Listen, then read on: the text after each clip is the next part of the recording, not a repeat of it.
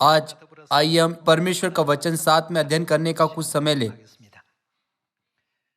आइए हम इब्रानियों की पुस्तक अध्याय 10 आयत 22 पढ़े। तो आओ हम सच्चे मन और पूरे विश्वास के साथ और विवेक का दोष दूर करने के लिए हृदय पर छिड़काव लेकर और देह को शुद्ध जल से यानी बपतिस्मा से धुलवा कर परमेश्वर के समीप जाएं। आओ हम अपनी आशा के अंगीकार को दृढ़ता से थामे रहें, क्योंकि जिसने प्रतिज्ञा की है वह सच्चा है। और प्रेम और भले कामों में उस्काने के लिए हम एक दूसरे की चिंता क्या करें और एक दूसरे के साथ इकट्ठा होना न छोड़े, जैसे कि कितनों की रीति है, पर एक दूसरे को समझाते रहें। और ज्यों ज्यों उस दिन को निकट आते देखो, त्यों त्यों और भी अधिक यही किया करो।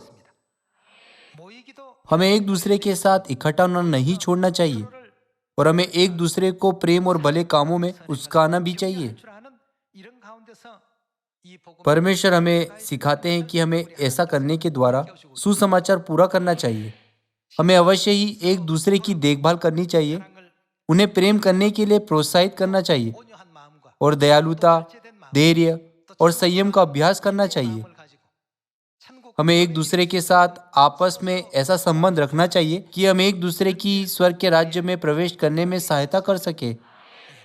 जब हम प्राचीन कोरियाई इतिहास में एक नजर डालते हैं, तब हम देख सकते हैं कि एक राजकुमार के राजा बनने के लिए कई चरण थे। जब राजा का पहलौठा पुत्र लगभग 7 या 8 वर्ष की आयु का होता था, तब उसे राजकुमार के रूप में स्वीकार करने के लिए एक समारोह का आयोजन किया जाता था। जैसे जैसे राजकुमार राजा बनने की ओर कदम बढ़ाता है, उसके आसपास के सभी लोग सब कुछ जो वह करता है और सब कुछ जो वह कहता है उसे ध्यान से देखकर उसकी जांच करते हैं। यदि राजकुमार के कुछ करने या कहने पर कोई कमी नहीं पाई जाती है, तब वह अंततः राज्य को विरासत में लेने के योग्य होता है। तब तक उसे अपने सभी अध्ययनों पर महारत हासिल करनी चाहिए। जब बच्चा छोटा होता है, तब उसे प्राथमिक शिक्षाओं के साथ साथ 1000 चरित्र का पाठ भी सिखाया जाता है। जब वह थोड़ा बड़ा होता है, तब उसे कई शिक्षाएं जैसे कन्फ्यूशियस, मेंशियस और पुत्र योग्य कर्तव्य की पुस्तक से सिखाया जाता है। बाद में उसे कई और पुस्तकें जैसे डेहक डेहक योनुई, जनगण जनयो में से राजनीति भी पढ़ना पड़ता है।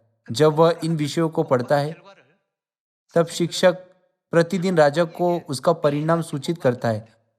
राजकुमार उस मामले को बहुत अच्छे से समझता है और वह अपने लोगों से बहुत प्रेम रखता है। राजकुमार को अपने शिक्षक के साथ लगातार सलाह मशवरा लेना पड़ता है और अपने विचारों को उनके साथ साझा करना पड़ता है। आमतौर पर एक राजकुमार के लिए 14 से 20 शिक्षक नियुक्त किए जाते हैं। इस तरह वह अपना दिन सुबह के अध्ययन से शुरू करते हुए दोपहर का अध्ययन और शाम के अध्ययन के साथ दिन प्रतिदिन जारी रहता है।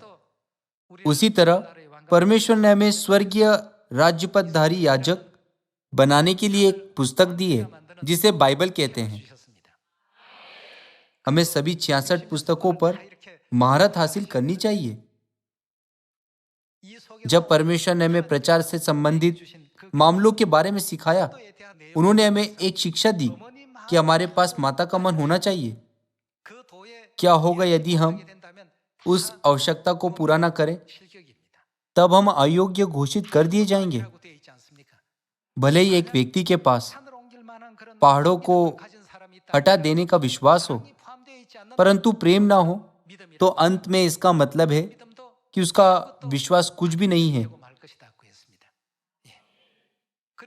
वह यह भी कहता है कि वह ठनठनाता हुआ पीतल और झनझनाती हुई झांझ है। दूसरे शब्द में वह अर्थहीन है। भले ही एक व्यक्ति मनुष्य और स्वर्गदूतों की बोलियां बोले, वह अर्थहीन है। मैं आशा करता हूं कि विश्व भर में सभी सियोन माता का दयालु और गर्म मन रखेंगे।